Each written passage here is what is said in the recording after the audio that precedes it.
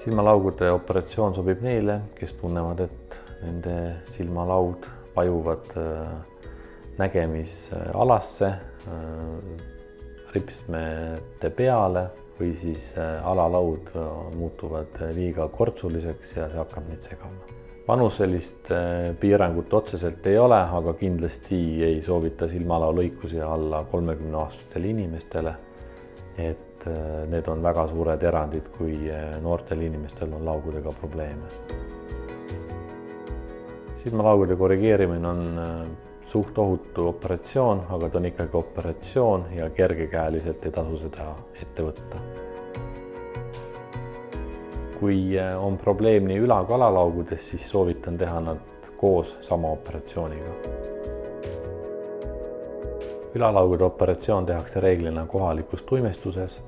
Alalaugude operatsiooni võib teha nii kohalikus tuimestuses kui ka üldnarkoosis.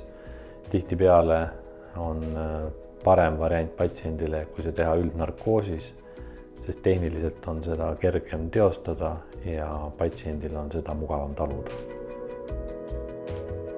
Silmalaugude operatsioone võib teha ka korduvalt, aga kui tegemist on ülalaugudega, siis tuleb kindlasti vaadata, et võib-olla probleem ei olegi mitte ülalaugudes, aga kulmude alla vajumises, siis soovitan pigem tõsta kulme, kui lõigata ülalauge.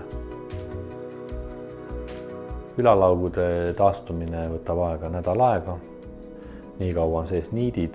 Alalaugudes taastumine võtab aega veidike kauem, seal peab varuma umbes 2–3 nädalat, aga niidid võetakse ära ka nädala aja pärast. Enne ülalaugude operatsiooni tihti võib seda kombineerida ka otsaesisele botoksi tegemisega, et saada paremat tulemust, kuna see lõdvestab otsaesise lihaseid ja laseb laugudel rohkem alla vajuda ja nii me saame parema lõpptulemuse. Enne silmalaugude operatsiooni mingit erilist ettevalmistusi tegema inimene ei pea.